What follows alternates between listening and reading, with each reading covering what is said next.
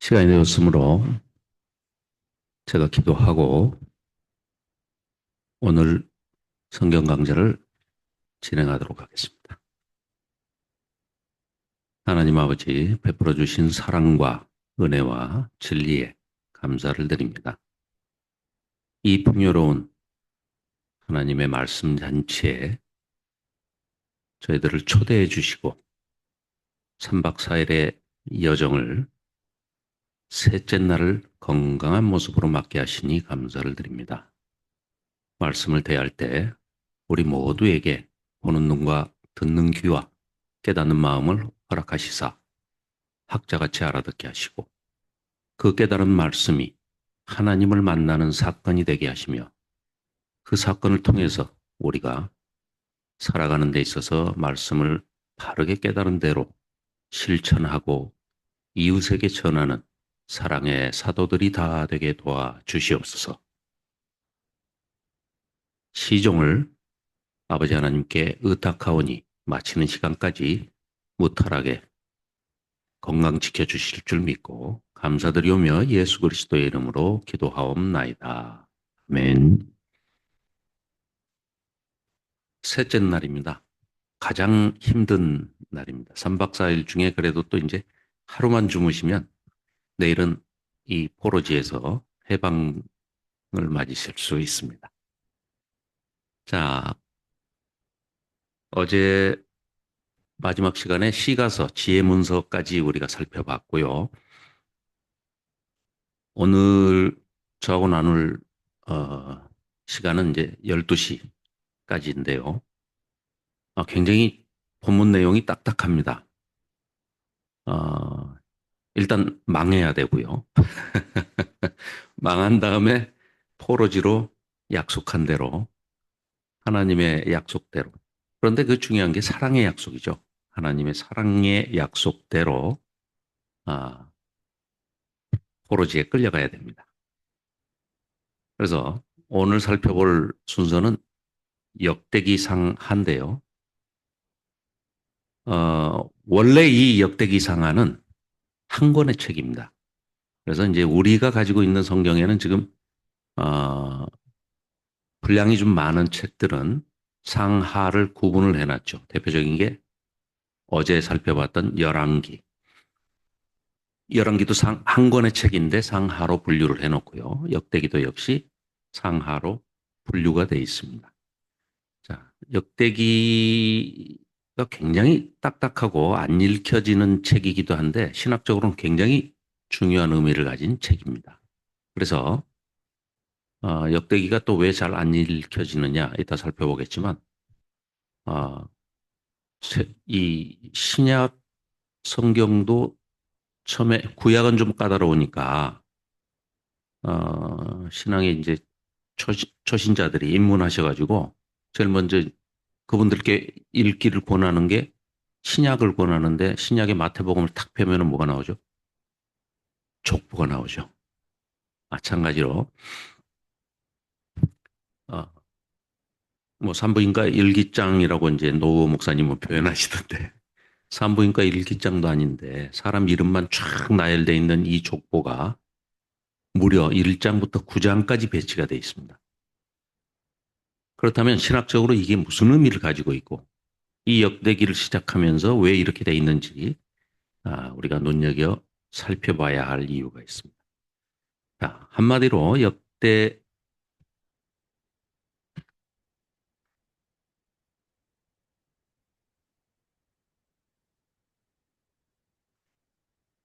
상하서는 다윗과 솔로몬에 집중을 합니다. 그래서 다윗과 솔로몬의 이야기가 거의 대부분을 차지하고 있는데 그 전에 우리가 이 성경 분류 방법에 대해서 히브리인들은 어떻게 성경을 구분하고 있는가? 우리는 기독교 개신교인들인데 굳이 유대교인들이 유대인들이 가지고 있는 성경이 어떻게 구성되어 있는가를 알아야 되느냐? 네, 알아야 됩니다. 왜냐?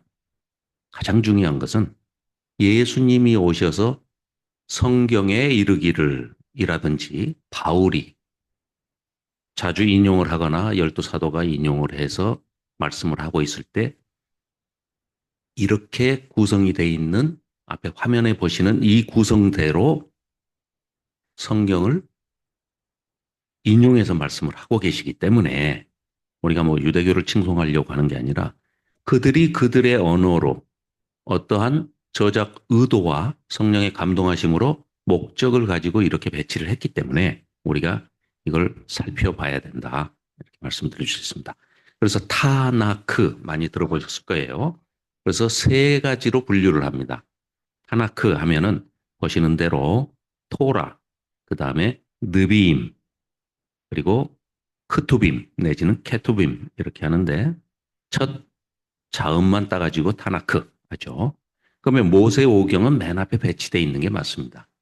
창출 레민신 5권의 책이 토라라고 해서 흔히 우리가 율법서 이렇게 구분을 하죠. 그리고 선지서, 선지서를 이들은 전기선지서와 후기선지서 이렇게 4권 나눕니다.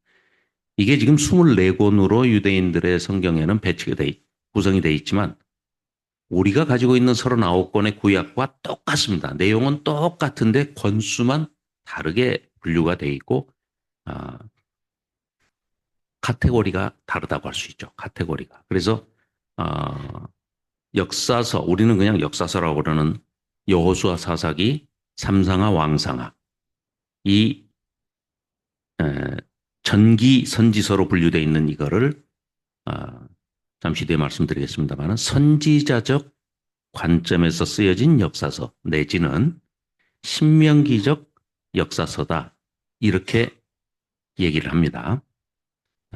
뒤에 설명드리겠습니다. 그리고 후기 선지서는 우리가 흔히 예언서라고 얘기하는 선지서라고 얘기하는 이사야, 예레미야, 에스겔 그리고 이들은 12선지서를 호yor암, 옵연미, 나합쓱, 학승말 우리가 12권으로 이렇게 호세아부터 말라기까지 분류가 되어 있잖아요. 그런데 이들은 이 12권의 선지서를 한 권의 책으로 읽고 있습니다. 그리고 그렇게 배치한데도 또 굉장한 의미가 있습니다만은 나중에 이제 기회가 되면 선지서는 그때 나누기로 하고요. 그리고 세 번째 성문서는 11권의 책으로 되어 있는데 어제 신윤선 목사님과 함께 살펴본 시편, 욥기, 잠언 이거는 시로 구성이 되어 있기 때문에 시서라고 부릅니다.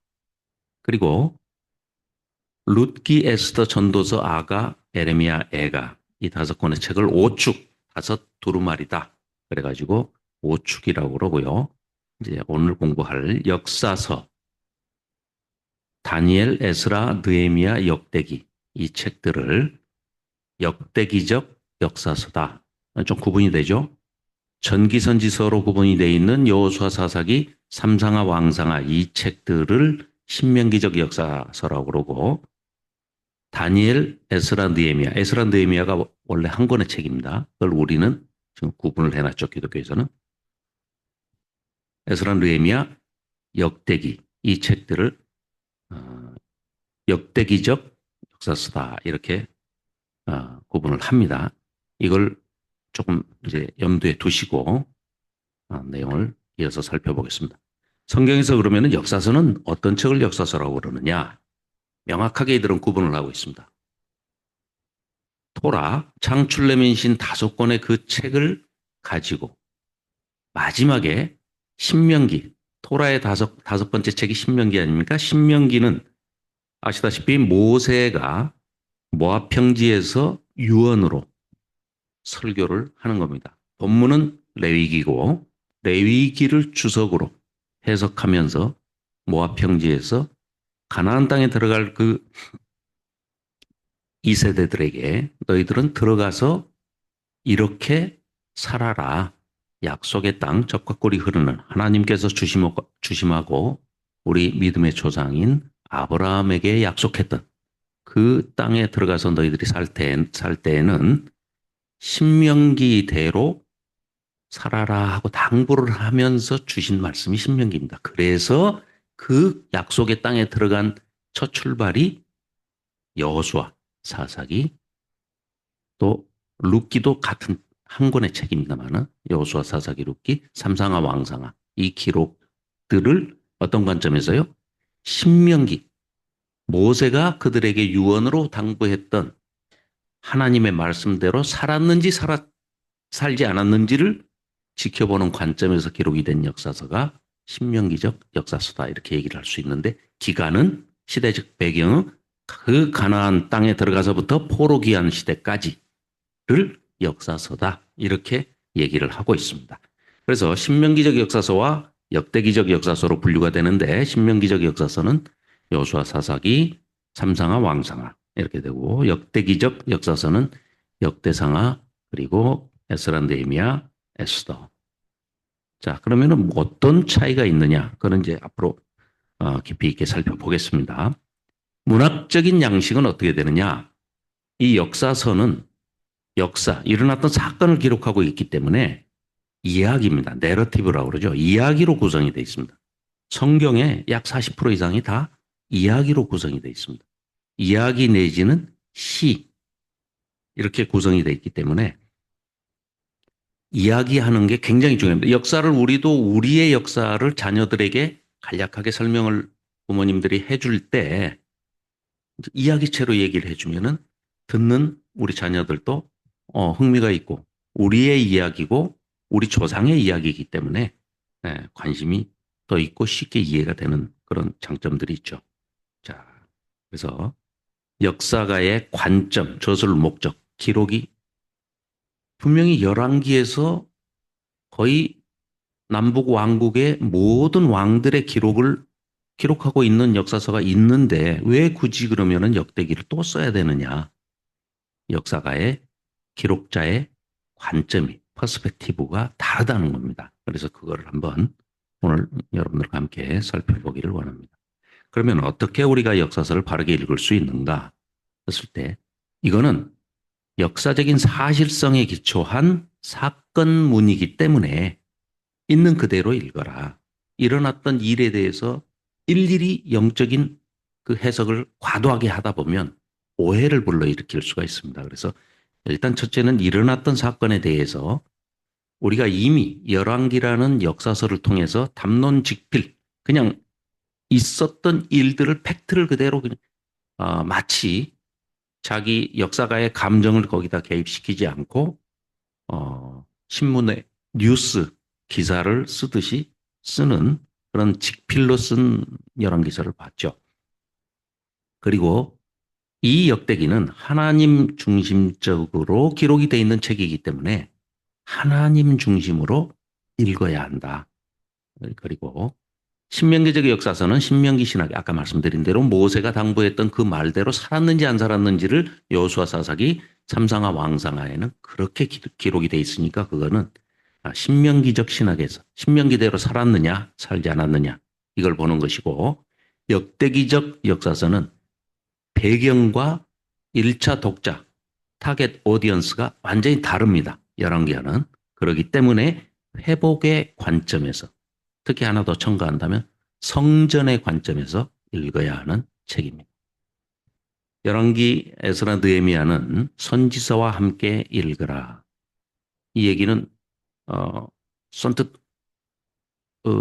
와닿게 쉽게 말씀을 드리자면 어제 김명주 목사님과 함께 열왕기서와 함께 살펴본 책들이 전부 그 열왕기의 역사를 쭉 보다가 특히 열왕기 하에 가서 그때 등장하는 선지자들이 어느 왕 때 어떤 선지자가 나타나서 어떤 역사적인 배경을 시대적인 배경을 뒤로 하고 어떤 내용의 말씀을 선포했는지 이런 것들을 살펴보았죠. 그걸 흔히 우리가 연대기적 순서로 성경을 살펴본다 그러지 않습니까? 그러니까 열왕기를 보면서 그 열왕기에 나와 있는 순서대로 등장하는 뭐 다 정확하게 구분을 할 수는 없지만 그래도 우리가 충분히 유추할 수 있는 그 생물 연대를 가지고 어, 선지자들을 그 시대 순으로 살펴봤지 않습니까?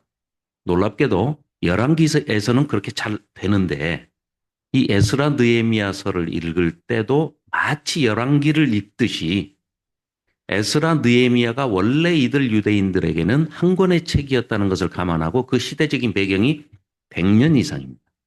그렇기 때문에 가장 중요하게 이들이 생각하는 포로기 전후 귀환까지 이 시대의 역사를 기록했기 때문에 그때 등장하는 선지서를 마치 열왕기서를 읽으면서 선지서를 시대순으로 읽듯이 이 순서로 읽어야 되는데 그건 염려하지 마십시오. 오늘 우리가 오전에 그렇게 전체를 살펴볼 겁니다. 대표적으로 학계, 스가랴, 또 에스더서는 그러면 언제 읽어야 되는지 이런 것들이 이제 좀 시대적으로 우리가 좀 어려워하는 부분이 있는데 오늘 함께 우리가 살펴보면서 시대 순으로 연대기 순으로 역사적으로 배치를 해서 읽도록 하겠습니다. 자, 그래서 사건 중심으로 아까도 말씀드렸지만 내러티브로 구성, 이야기체로 역사서는 구성이 되어 있기 때문에 스토리텔링 많이 들어보셨죠? 역사를 스토리텔링을 해보는 것도 굉장히 중요합니다. 예를 들어서요. 신명기적 역사서, 즉 여호수아, 사사기, 삼상하, 왕상하 이 책들을 스토리텔링을 하면 짧게 압축해가지고 역사를 압축해서 설명을 한다. 이게 굉장히 중요합니다. 여러분들이 각자의 글로 써보시는 것도 굉장히 중요합니다. 예를 들면 사도행전 13장에 보면은 사도 바울이 첫 데뷔 설교를 하는 장면이 13장에 기록이 되어 있습니다. 근데 아주 16절부터인가 그 몇 절 되지 않는 거기에 사도 바울이 첫 설교인데 1차 선교 여행을 가가지고 첫 설교인데 자기들의 역사를 압축해가지고 그냥 한 그 열 몇 절 안에다가 쭉 창세기부터 예수님 오실 때까지의 기록을 스토리텔링으로 얘기하는 게 대표적인 예입니다. 나중에 이제 그 점을 한번 눈여겨서 보시면서 사도행전 13장 읽어보시면 도움이 많이 되실 겁니다. 자, 신명기적 역사서 스토리텔링을 한다면 이렇게 한번 해보겠습니다. 자, 여호수아가 하나님이 약속하신 그 약속의 땅 정복에 성공을 합니다. 이스라엘의 12지파는 가나안 땅을 분배받고 드디어 하나님이 주신 아름다운 땅에 정착합니다. 이게 여호수아의 내용을 한 줄로 요약을 한 거죠. 자, 그러나 그 약속의 땅에 정착하자마자 그들은 곧 하나님께서 선지자를 통해서 그렇게 경계하고 경고했던 말씀을 다 어기죠. 하나님을 들어가자마자 우리가 어제 신혼여행에 비유된 예레미야서를 근거로 해서 김명주 목사님의 부부 혼인 언약으로 우리가 은유적으로 비유적으로 살펴봤지 않습니까? 그렇게 따지면은 신혼여행 가가지고 바람이 난 겁니다. 이스라엘 백성이. 그래서 우상숭배에 하나님을 버리고 바로 그들이 모시는 우상숭배에 가나안 땅에 들어가자마자 빠지게 되죠. 그 결과 이스라엘은 하나님을 등지고 배교하고 하나님께서 서로 사랑하라 복음을 율법을 복음으로 주셨는데 생명의 법으로 주셨는데 그걸 다 저버리고 약자 배려라든지 서로 사랑하는 법을 지키지 않기 때문에 바로 그들은 동족 간의 폭력과 살인과 또 우상신을 모시는 그 음란의 현장에 그대로 빠지게 됩니다. 그래서 배기와 폭력과 살인과 음란의 천국으로 전락하고 맙니다. 이 내용이 종교 암흑기라고 일컬어지는 사사기의 내용이죠. 이스라엘은 자신들을 위해 전쟁에 나가서 싸워서 자기들을 이겨서 자기들을 보호해줄, 안전하게 보호해줄 인간 왕을 세워줄 것을 요구하죠. 그래서 우리가 사무엘서 어제 살펴봤지만 사무엘은 참 기가 막히죠. 아니 하나님이 왕으로 우리가 계시는 이 신정국가에 살고 있는데 너희들이 인간 왕을 세워달라는 얘기는 하나님 물러나십시오 하고 하나님을 지금 탄핵하는 것이다. 이게 말이 되느냐. 하지만 하나님께서 그들의 뜻을 알기 때문에 그래, 저들이 지금 인간 왕을 세워달라는 것은 나보고 물러나라는 얘기다. 그러나 좋다. 하나님 허락하에 인간 왕을 세우되 하나님께서 자 사울과 두 번째 왕인 다윗 우리가 오늘 주목할 이 다윗 둘 다 하나님이 세우셨죠. 그렇습니다. 그래서 사울은 뭐 인간들이 투표를 해가지고 세운 게 아니고 역시 하나님이 기름 부어서 세우신 겁니다. 근데 이제 그 뜻에 대해서는 나중에 이제 살펴보고요. 그래서 이스라엘은 인간 왕을 요구해서 허락을 받습니다. 사무엘은 사울과 다윗에게 기름을 부어가지고 이스라엘의 두 왕을 세웁니다. 드디어 이스라엘은 신정국가, 하나님이 통치하시던 나라에서 왕정, 인간 왕이 통치하는 왕정국가로 바뀌게 되죠. 하나님은 다윗에게 영원한 왕조를 약속하시는 장면이 사무엘서에 기록이 되어 있죠. 자, 그러나 왕국의 전성기는 오래가지 못하고 막을 내립니다. 솔로몬의 배교로 솔로몬이 하나님의 성전을 다윗이 그렇게 고대하던 하나님의 집을 짓는 데는 성공하지만 그 하나님의 집을 지어놓고 거기다가 1000개의 산당을 이방 여인들을 아내로 맞이하면서 그들이 모셨던 신들을 우상들을 모시는 산당을 짓게 됩니다. 그래서 그 예루살렘 성전이 있는 시온산, 모리아산, 예루살렘 성이 망국 종교 박람회장으로 변질되고 맙니다. 그러나 그런 왕국의 전성기가 오래가지 못하고 막을 내리고 솔로몬의 배교로 이스라엘은 남왕국과 북왕국으로 결국은 솔로몬의 아들 때에 분열되고 말죠. 이후 두 왕국은 모두 우상숭배의 늪에 빠져서 북이스라엘이 먼저 멸망하는 것까지 어제 우리가 살펴봤죠. 하나님이 선지자들을 그래서 계속해서 끊임없이 보냅니다. 경고를 하시죠. 그러나 그들은 듣지 않습니다. 타락 일변도로 계속해서 아주 성실하게 타락의 길로 갑니다. 배교와 반역의 길에서 돌이키지 못하다가 두 왕국 모두 끝내 비참한 최후를 맞이합니다. 결국 성전과 왕궁은 불타고 약속의 땅은 초토화되고 왕과 백성은 쇠사슬에 매여 유배지로 끌려가게 되는 장면이 기록된 책이 바로 열왕기상하입니다. 이 스토리텔링을 우리 자녀들에게 그러니까 아주 간단합니다. 여러분들께서 이제 오늘 저와 나누는 그 공부 마지막 끝에 성경 66권을 한 줄로 각 권별로 요약을 한번 해보겠습니다. 그런 식으로 여러분들도 각자의 책을 읽으시면서 각자의 글로 각자의 감동하심으로 한 줄 요약을 해보시는 것도 굉장한 도움이 됩니다. 자, 그렇다면 역대기적 역사서라고 지금 제가 소개를 한 그 역대기 그리고 에스더서, 에스라 느헤미야 이 책들을 스토리텔링하면 이렇게 될 겁니다. 자, 페르시아 왕 고레스의 칙령과 함께 70년의 심판의 때가 끝나고 이스라엘은 이제 본토 예루살렘이 있는 예루살렘, 성전이 있는 예루살렘으로 이스라엘로 다시 귀환해서 성전을 재건합니다. 귀환한 지 20년 만에 성전이 완공됐으나 더 이상 이전에 솔로몬 때 지었던 그 성전의 영광을 회복할 수는 없었습니다. 다윗 왕조는 역사 속으로 이미 사라져버렸고 왕은 없는 상태가 됐습니다. 그래서 그들은 여전히 본토로 돌아오긴 했지만 포로 귀환을 했지만 페르시아의 속국민으로 여전히 살아야 했습니다.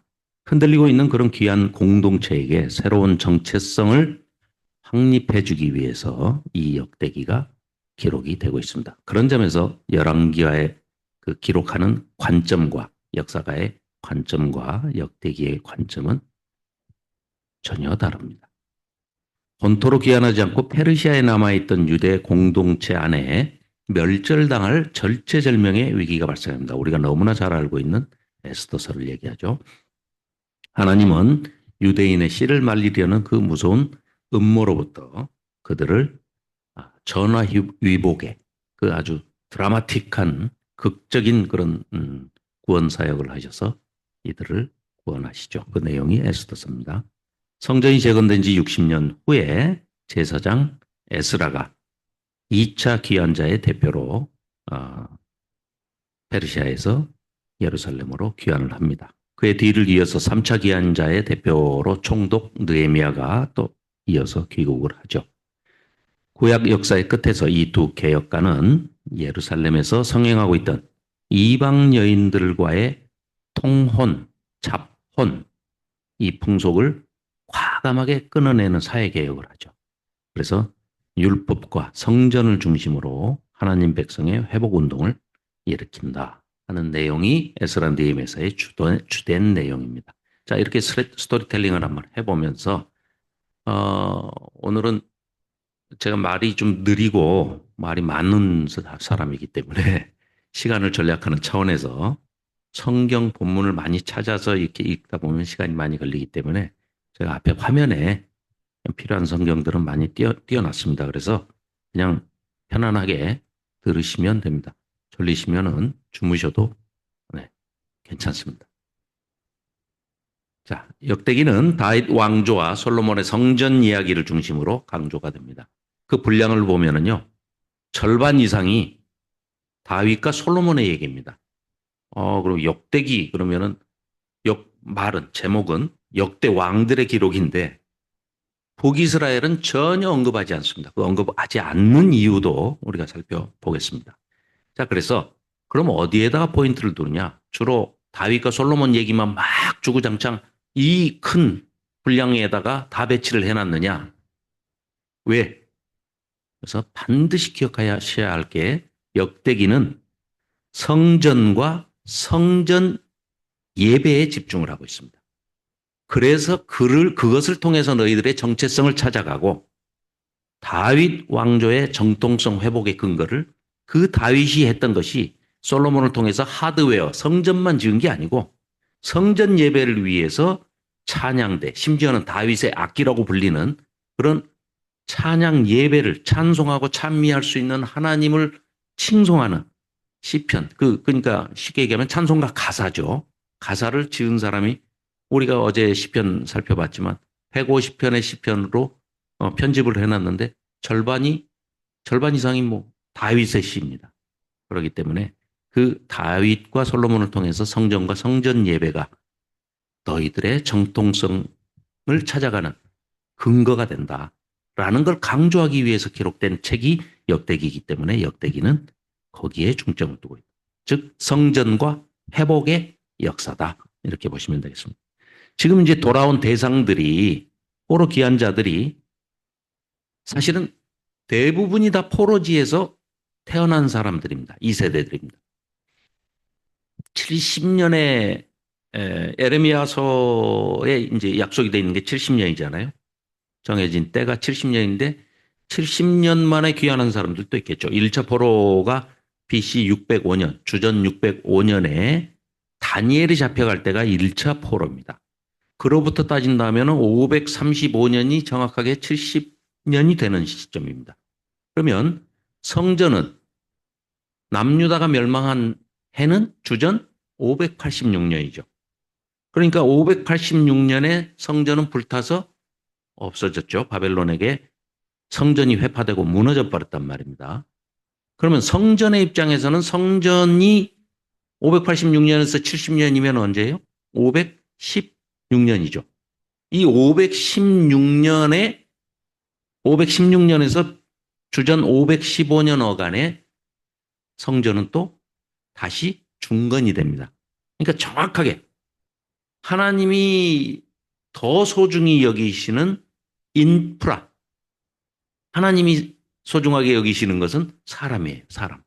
그렇기 때문에 하나님을 찬양하고 하나님을 경외하는 하나님의 백성들을 회복시키는데 70년은 605년부터 70년. 또 이들이 생각할 때는 성전이 있어야만 우리는 구원을 받는다. 그렇죠? 이 당시에는 이제 아직 신앙의 초기 단계이기 때문에 토라 이제 걸음마 막 떼고 학교로 우리 인생에 비유하자면 학교에 이제 막 들어간 시기가 지금 이 역사서, 신명기적 역사서의 그 과정입니다. 초등, 중등 교육 과정이기 때문에 아직 신앙의 초기 단계에서는 성전이 없으면 구원이 없는 거예요. 이들한테는 심각하죠. 그런데 하나님께서는 그래, 그 성전을 통해서 포로 귀환을 통해서 성전을 재건하는 그 과정에서 놀랍게 패러다임을 완전히 바꾸십니다. 그 전까지는 동물을 잡아서 제사를 드림으로써 일시적인 구원. 어제 또 김명주 목사님도 그 말씀을 하셨죠. 그 대제사장만 지성소에 들어가서 하나님을 1년에 한 번 뵙고 민족적인 죄를 용서받는데 사실 그거는 집행유예입니다. 1년 집행유예. 해마다 드려야만 되는 그런 제사의 그런 리추얼한 그런 제의적인 종교를 행하고 있었던 초기 단계에서 이제는 어떻게 합니까? 성전이 없는데도 친히 그발강가, 포로지의 바벨론에 있는 그발강가로 친히 찾아오셔서 성전이 없어도 하나님이 임마누엘, 너희들과 함께 하신다 하는 것을 친히 보여주시는, 그래서 성전과 성전 예배를 드리는 그 제사와 예배의 그 패러다임을 완전히 바꾸는 그런 계기가 되죠. 자, 그래서 역대기의 이 기록 목적이나 이런 것들은 지금 이제 진행을 하면서 살펴볼 내용들이기 때문에 자, 편하게 들어주시면 고맙겠습니다. 자, 역대기를 대하는 우리 입장, 독자 입장에서는 우리 이제 2차 독자죠. 1차 독자는 아까도 말씀드렸지만 타겟 오디언스는 포로 귀환자들입니다. 그래서 왜 똑같은 왕정시대 역사를 반복해서 열왕기가 있는데 또 이런 역사를 쓰고 있습니까? 역대기가 사무엘서나 열왕기, 상하 같은 대본이고 같은 시나리오로 같은 역사인 것은 맞죠. 뭐 이 사람들이 다른 역사를 진행한 게 아니기 때문에 역사는 한 가지입니다. 그러니까 시나리오는 하나인데 나온 영화가 다른 거예요. 결과물이 전혀 다른 겁니다. 그래서 다른 이야기인데 그렇다면 뭐가 어떻게 다른 것이냐? 첫째, 대상이 다릅니다. 열왕기는 포로기에 있는 백성들이기 때문에 야, 이거 우리 하나님의 백성인데 세상에 하나님의 집이 성전이 있는 예루살렘이 멸망하다니 어제 살펴봤지만 거짓 선지자들이 아주 난무하고 특히 거짓 선지자들은 하나같이 공통점이 달콤한 얘기를 그렇게 잘하나 몰라요. 그건 요즘도 마찬가지죠. 그래서 이들은 망하지 않는다 해가지고 이미 포로에 잡혀왔어요. 그러니까 왜 망했는지를 돌아볼 수밖에 없습니다. 그래서 그들은 이미 심판의 시간을 지내왔기 때문에 그들은 이제 왜 망했는지는 전혀 관심이 없어요. 왜요? 11개 다 기록이 돼 있으니까. 그래서 이 역대기를 읽는 그 당시의 1차 독자들은, 타겟 오디언스들은 귀한 백성입니다. 포로지에서 돌아온 귀한 백성이에요. 그래서 심판의 시간은 지나고 회복의 시간이 시작이 된 것이죠. 그들에게 우리는 왜 멸망했는가라는 질문은 더 이상 중요하지 않습니다. 그래서 이 질문은 이미 11개에서 다 살펴봤기 때문이죠. 그래서 역대기의 독자들은 묻는 게 달라요.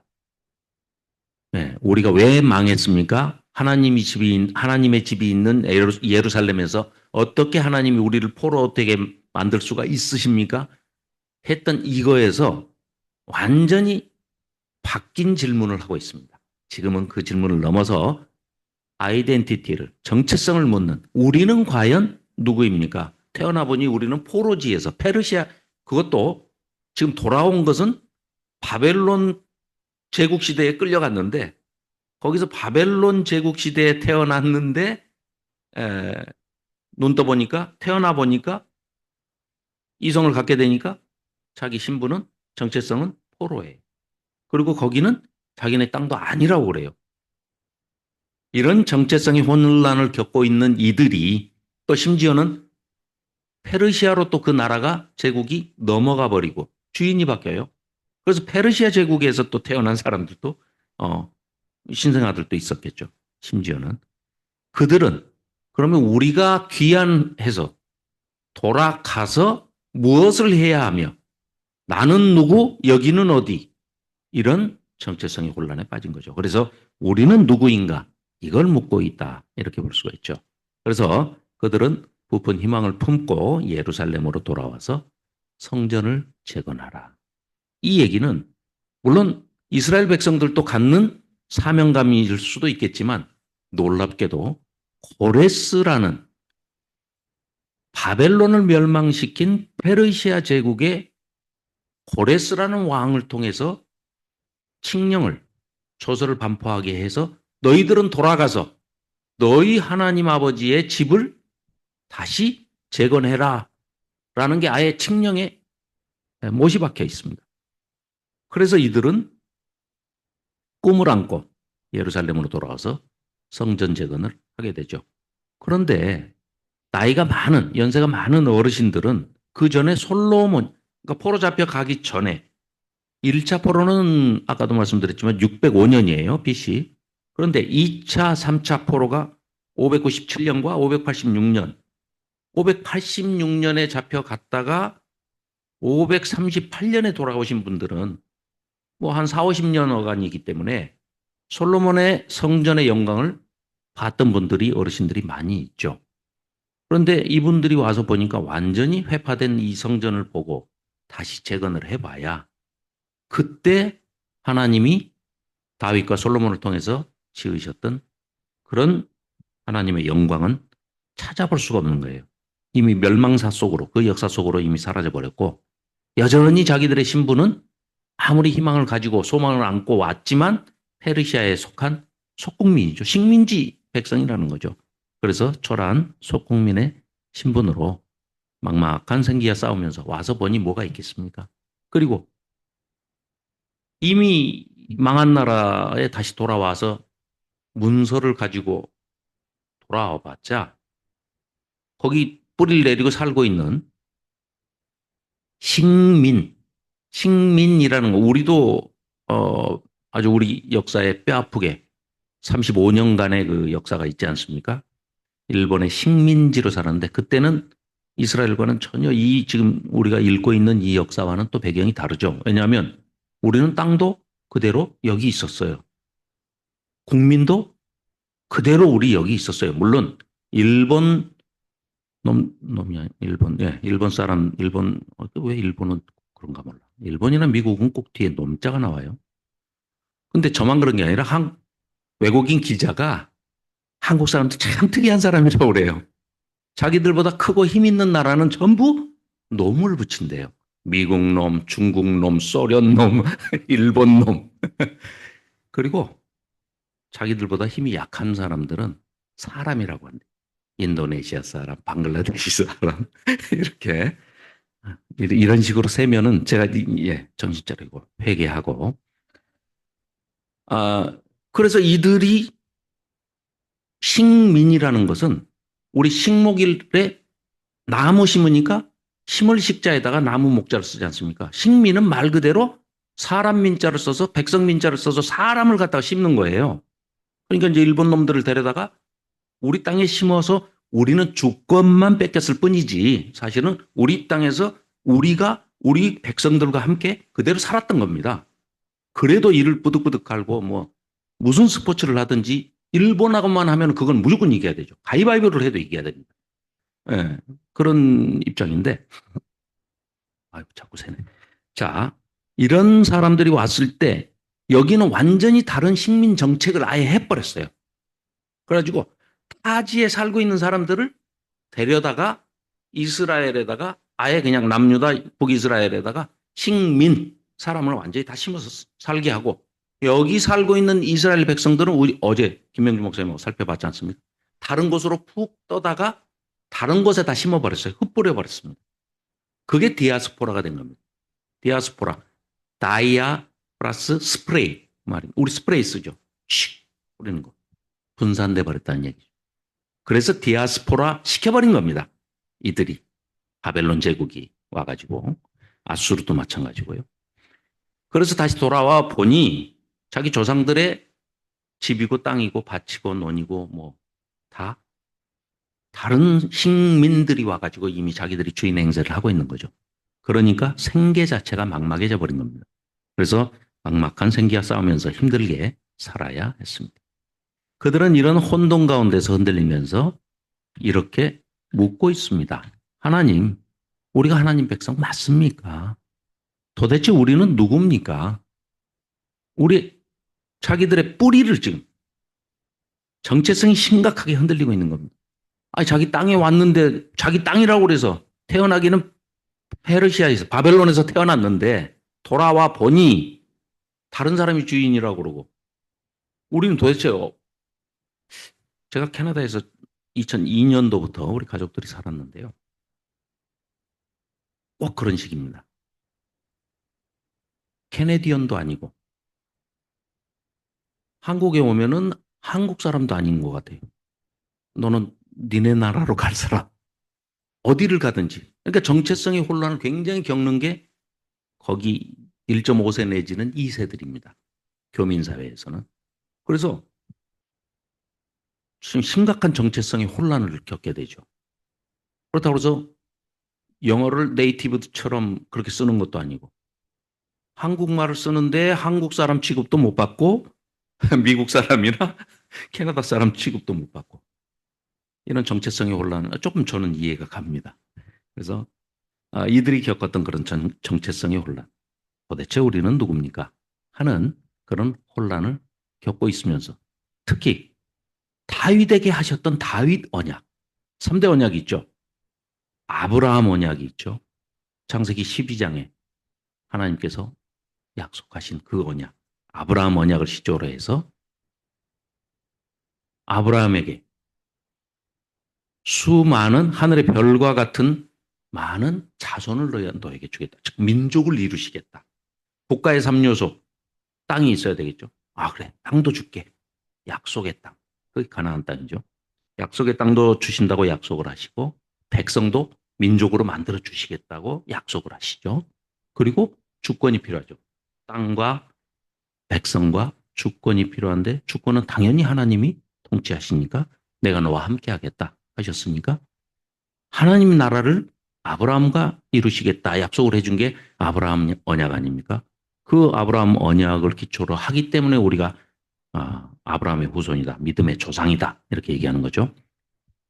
두 번째, 모세 언약이 있죠. 시내산 언약. 어제 여러 가지 다양한 언어로 호렙산 언약이라든가 뭐 이렇게 결국은 십계명을 대표로 하는 그 레위기 그리고 레위기의 주석인 신명기 이 모든 토라에 해당하는 율법들이 거의 대부분의 율법이 모세를 통해서 모세 언약으로 주어진 것이죠. 세 번째 언약이 다윗 언약인데 그 다윗을 통해서 놀라운 말씀을 하시죠. 우리 인간은 영원할 수가 없죠. 우리의 수명은 70이고 강건해야 70이고 뭐 오래 살면 120살까지 살 수 있다 하지만 수명은 한계가 있기 때문에 인간은 영원이라는 것을 꿈꿀 수가 없습니다. 꿈만 꾸는 겁니다. 실행은 안 되는 대상들인데 우리 인간을 대상으로 하나님께서 그 놀라운 다윗 언약을 해주시죠. 네가 내 집을 짓는다고 하니 참 기특하다. 그래서 내가 네 집을 지어줄게. 왕조, 왕가 그러잖아요. 우리도 거기도 집가자를 한자로 쓰지 않습니까? 다이내스티. 왕가를 지어주겠다. 다윗을 통한 끊이지 않는 왕가를 지어주신다고 약속을 했으니까 이들이 단순하게 지금 신앙의 초기 단계이기 때문에 어떻게 이해를 했겠어요? 뻔하죠. 이들은 다윗의 후손들로 이어지는 왕이 계속해서 나오나 보다. 이렇게 생각을 하고 돌아와 보니까 왕이 없어요. 다윗 왕조가 흔적도 없어요. 그럼 다윗 왕조를 이 사람이 다윗 왕의 후손이야 하면서 왕으로 세워주실 줄 알았는데 그런 일은 일어나지 않습니다. 그러니까 신앙의 이들의 단계에서는 유아적인 단계이기 때문에 초딩들이기 때문에 메시아 언약을 계속해서 들려줘도 무슨 말인지를 몰라요. 왜? 이해의 한계가 있기 때문에. 그래서 많은 후기 선지자들을 통해서 특히 오늘 살펴볼 스가랴서 같은 걸 보면 메시아 언약들이 그대로 다 드러났습니다. 미가서도 마찬가지고 오실 다윗의 후손으로 오실 왕 중의 왕, 만왕의 왕, 만주의 주 되시는 우리의 구원자, 구세주 예수 그리스도가 메시아로, 메시아흐, 메시아흐는 히브리어죠. 크리스토스는 헬라어인데 기름 부음 받은 자, 하나님으로부터 기름 부음 받은 자가 영원히 우리를 통치하실 그 메시아가 오실 것이다. 라는 뜻으로 이 다윗 언약을 해줬는데 이들은 일단 어찌됐건 피지컬한 육체적으로 오는 사람 다윗의 후손을 기다렸던 거예요. 그래서 그걸 두 가지를 다 충족을 시켜주시는 거죠. 그래서 이제 다윗 언약이 아직도 유효합니까? 하는 그런 의문을 계속해서 갖고 있는 겁니다. 그래서 다윗 왕조가 이미 사라져버리고 없는데 우리가 이 초라한 성전 하나 지었다고 우리가 하나님이 다윗에게 약속했던 그 영원한 왕조를 세워주시겠다는 그 약속이 그게 실행되는 겁니까? 성취되는 겁니까? 우리에게 미래가 있는 겁니까? 라고 질문을 하고 있습니다. 거기에 대해서 그렇다라고 답을 하는 책이 바로 역대기다. 이렇게 볼 수가 있습니다. 자, 그래서 심각한 정체성의 혼돈을 겪고 있는 이 귀한 자들의 마음을 일으켜서 그들을 회복의 소망으로 끌어올리는 역할을 하는 책이 역대기입니다. 노 목사님께서 그 설명을 하는데 저는 처음 초신자 때 귀가 번쩍하고 들렸던 게 국민교육원장, 저희들 그 국민교육원장 세대거든요. 우리는 민족 중흥의 역사적 사명을 띠고 이 땅에 태어났다. 시간만 되면 뭐 태극기 앞에 이렇게 경례하고 했던 그런 시절이죠. 학창 시절에. 또 그거 다 외워야 집에 보내주고. 네. 지금 이 역대기의 기록 목적도 그와 유사하다, 흡사하다 이렇게 생각을 하시면 됩니다. 대상이 포로지에서 돌아온 그 귀한 백성들을 상대로 정체성을 확립시켜 주는 겁니다. 그래서 그 지루한 족보를 1장부터 9장까지 9개 장에 걸쳐서 배치를 해놓은 겁니다. 그것도 그 뿌리를 아브라함에서 찾는 게 아니라 하나님이 우리 이스라엘만의 하나님이 아니더라 라는 걸 깨달은 겁니다. 포로지에 가서. 왜? 고레스라는 사람이 와서 우리를 성전 재건하라고 다 돌아가라고 예루살렘으로 돌아가라고 반포를 하는데 그게 옛날에 다 기록이 돼 있다네. 이사야서고 예레미야서고 이런 과거에 우리 선지자들, 우리 조상들을 통해서 이미 선포가 돼 있는 하나님의 말씀인 걸 보면 하나님은 온 우주 만물을 창조하시고 사람, 아담이라는 말의 뜻이 사람이죠. 사람을 창조하신 그 창조주 하나님이 우리의 하나님이구나 라는 걸 깨달았기 때문에 족보도 아담에서부터 시작을 하는 족보를 기록하고 있는 것이죠. 그래서 이 역대기는 그런 점에서 보면은 굉장히 신학적인 책이고 신앙의 또 역사를 이들이 겪었던 열왕기에 기록되어 있던 그 열왕기서의 관점, 퍼스펙티브는 아까 말씀드린 대로 신명기적인 역사관을 가지고 딱 기록을 한 겁니다. 즉 하나님이 모세를 통해서 베풀어 주신 그 언약과 율례와 법도와 규례 이것에 따라서 살았느냐 살지 않았느냐. 그러니까 왕들은 그 기준을 더더군다나 이제 백성들이 이해하기 쉽게 딱 예를 들어주죠. 다윗대로 살았냐? 여로보암대로 살았냐. 요 평가, 그러니까 열왕기의 평가는 굉장히 단순합니다.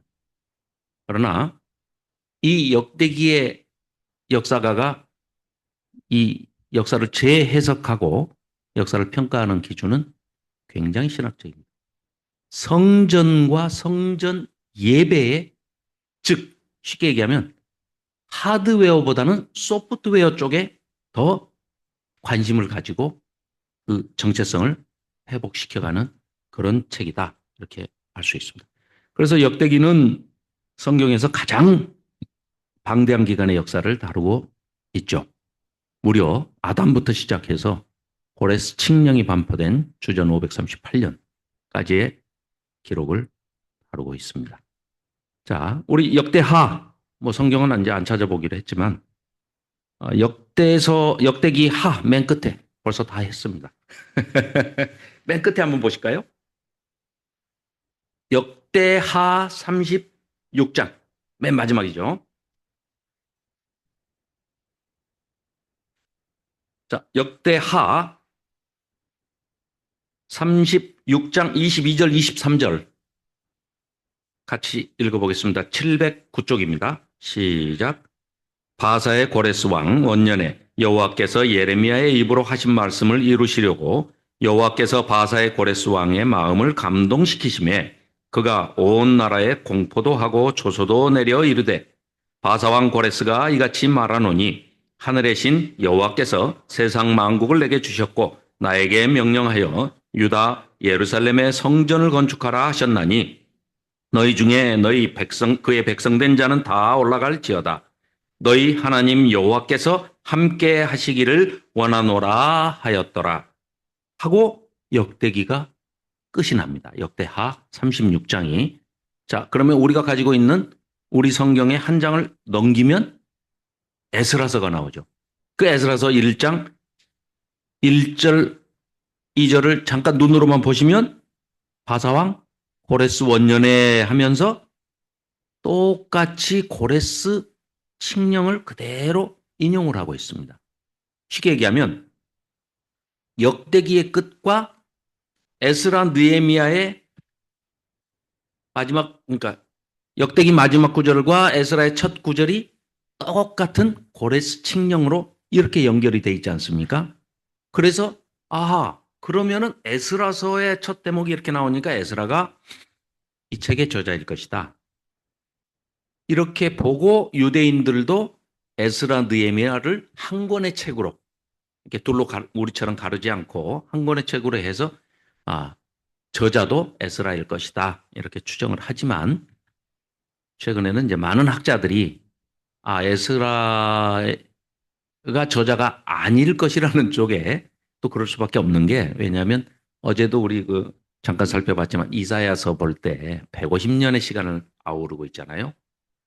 이사야서가. 그래서 제1 이사야서, 제2 이사야서 이렇게 1장부터 39장, 40장부터 66장 이렇게 보는데 지금은 또 제3 이사야서까지 또 40장에서 66장을 또 구분을 하는 분들도 있는데 뭐 우리가 이제 오늘 이 자리에서 그걸 논할 부분은 아니기 때문에 넘어가는데 일단은 편집자가 이런 어떠한 확실한 의도를 가지고 성령의 감동을 받아서 배치를 할 때 일부러 자 역대기를 읽어보면은요 그 지긋지긋한 족보가 맨 앞에 나올 일이 아니고 우리가 상식적으로만 생각해도 고레스 칙령이 지금 36장 역대하 36장 맨 끝에 배치될 게 아니라 맨 앞으로 가서 이 고레스 칙령에 의해서 우리가 이렇게 돌아왔거든. 그 돌아온 사람들의 명단은 이래. 하고 책을 써야 훨씬 잘 읽힐 텐데 왜 이렇게 배치를 했을까? 또 그러면은 에스라서는 분명히 에스라서 첫머리에다가 이 고레스 칙령을 배치했을 때는 이유가 있었을 거 아니냐. 그래서 그 이유들을 살펴보도록 하겠습니다. 그리고 에스라 느헤미야서는 아까 서두에서도 말씀드렸지만 100년 이상의 역사의 기록이기 때문에 한 사람이 다 쓸 수는 없고 반드시 또 여기에도 보면 에스라나 느헤미야가 각각 1인칭 회고 본문이라고 그래가지고 내가 하면서 얘기하는 대목이 나옵니다. 그것만 보더라도 틀림없이 에스라서에는 에스라가 쓴 부분들이 분명히 있습니다. 느헤미야도 마찬가지고요. 그러나 최종적으로 편집을 한 어떤 편집자가 이 편집 의도를 가지고 편집을 했을 것이다.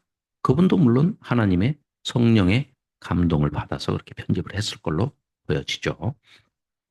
자, 그래서 역대기의 히브리어 제목은 띠브레이 하야밈이라는 복수형을 쓰는데 그날들의 사건들, 역사를 얘기하는 거죠. 그들의 방식으로 역사를 이렇게 표현을 했는데요. 영어 성경으로는 크로니클스라고 그럽니다. 그러니까 거룩한 역사의 연대기. 이 뜻을 따라서 우리는 역대기 이렇게 역대의 왕들의 역사의 기록 이렇게 해서 거룩한 역사의 기록이다. 역대기라고 우리는 부르죠.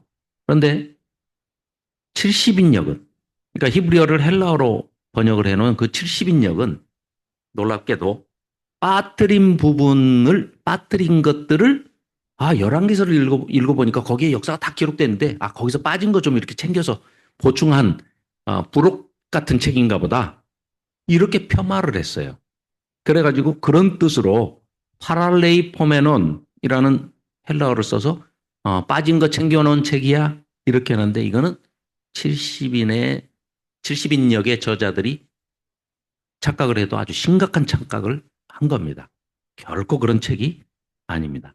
역대기는 단순히 그런 빠뜨렸던 역사를 보충해서 빈틈을 채우는 그런 정도의 책이 아니고 아주 신학적인 관점이 두드러지게 나타나는 저작 의도가 정말 하나님께서 이 역대기의 기록자를 통해서 저자를 통해서 우리에게 외치고자 하시는 말씀이 확실하게 두드러지는 그런 책이라고 할 수 있습니다. 그래서 역사를 재해석했다. 그리고 완전히 새로운 민족 중흥의 그 부흥의 기치를 들 수 있는 그런 새로운 의미를 부여하고 있다. 그래서 성경에서 가장 영적인 책 중에 하나로 평가되기도 하고요. 아주 70인역이 그렇게 폄하했던 완전히 뒤집어가지고 거꾸로 열왕기가 설명하지 못하는 것들을 잘 주석해주는 열왕기의 주석 같은 책이다. 이 책이 없으면 열왕기를 알 수도 없는 거야 랄 정도로 역대기의 의미를 부여하고 있습니다. 자, 그래서 역대기를 흘러가는 가장 주도적인 주제, 기억하셔야 할 것은 성전과 성전 예배다. 거기에서 다윗 왕조의 정통성을 잇는 회복의 근거를 찾고 있다. 그래서 성전과 성전 예배에 아주 엄청난 이 지면을 할애하고 있고 또 전체적인 구조 자체도 성전으로 시작해가지고 성전으로 끝납니다.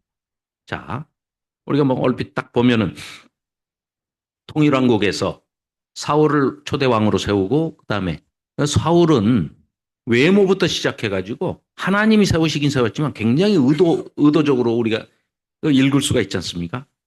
사람 보기에 엄청난 그 요즘 뭐죠? 아이돌이 우상이잖아요, 우상. 아이돌 같은 존재로 너희들이 아주 흡족해야 할 사람이 흡족해야 할 인간왕을 딱 달라고 하니까 사울을 세우신 것 같아요. 그 다음에는 물론 그도 준수하다고 표현을 하고 있지만 다윗을 세우셨는데 다윗은 아예 그러니까 하나님께서 사울은 니들 인간들이 마음에 흡족했어? 야야 다윗은 내 마음에 흡족한 사람이야 라고 보여주십니다. 그럼에도 불구하고 다윗도 실수해.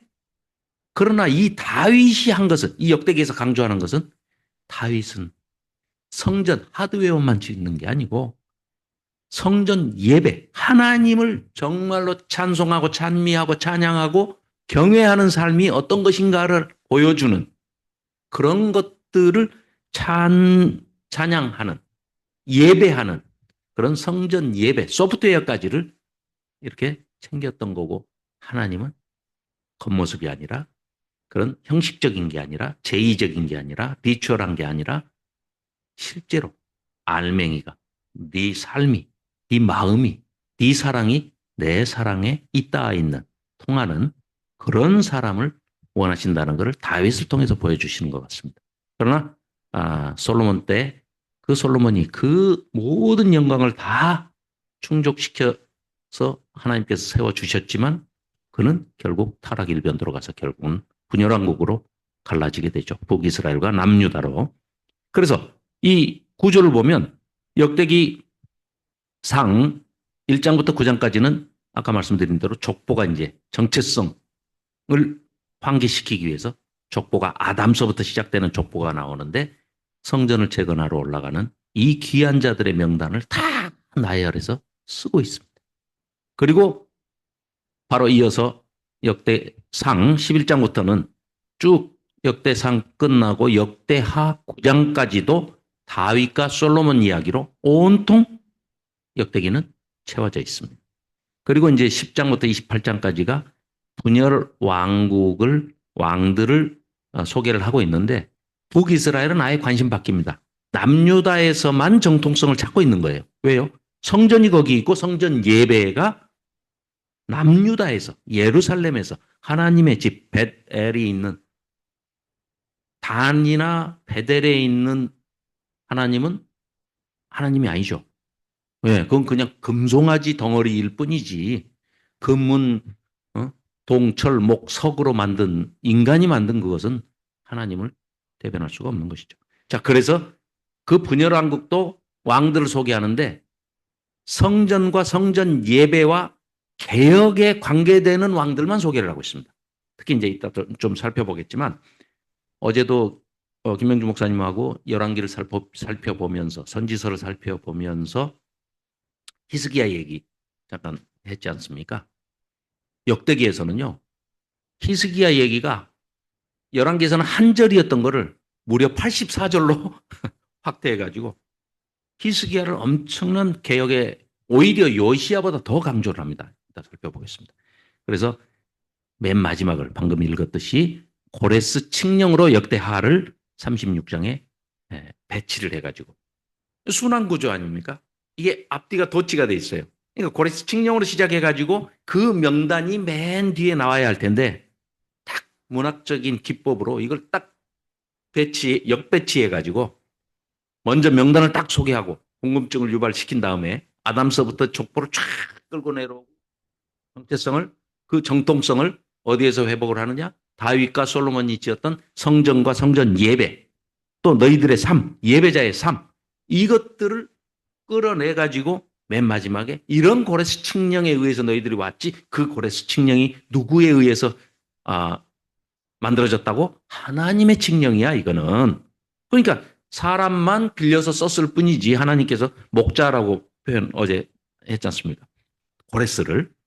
그러니까 고레스를 그냥 목자로 기름 부음 받은 메시아로 쓰고 있는 겁니다. 우리는 메시아 그러면은 메시아는 우리 예수님 한 분밖에 안 계셔 이렇게 딱 박혀 있지만 선입관이 있지만 그들의 언어로는 그냥 하나님이 기름 부어서 쓰시는 사람이 그 대상이 바로 메시아입니다. 그리스도습니다. 그렇기 때문에 히틀러 그리스도 그러면 우리는 뭐야 이거 이러잖아요. 근데 그들의 언어로는 그렇게 갖다 자가당착으로 붙인 겁니다. 하나님이 히틀러를 오히려 기름 부어가지고 유대인들을 다 말살시킨 거야. 왜? 저놈들이 우리 그리스도를 예수님을 죽였잖아. 뭐 이런 논리입니다. 근데 또 세네. 죄송합니다. 자, 창세기와 역대기를 아까 서두에 제가 유대인들의 이 방식이 편집 방식이 역대기가 맨 마지막에 배치가 돼 있어요. 그러니까 유대인들의 구약은 창세기, 토라, 타나크 했을 때 토라의 맨 첫 책이 창세기입니다. 그리고 유대인들의 구약의 맨 마지막 예수님이 보셨던 성경, 바울과 12제자들이 사용했던 그 성경, 인용했던 그 성경의 맨 마지막은 역대기입니다. 그래서 수미상관 많이 들어보셨죠? 처음과 끝을 서로 연관성이 있게 상관관계가 있게 배치를 했는데 그 의도를 보면 이렇습니다. 창세기가 1장의 첫머리에 하나님이 자기 형상 곧 하나님의 형상대로 사람을 창조하시되 하면서 창조기사가 쫙 나오지 않습니까? 똑같이 역대기도 그런 포맷을 가지고 있습니다. 그래가지고 아담서부터 역대기 1장 1절부터 보면 아담, 셋, 에노스 이 족보가 쫙 나열이 됩니다.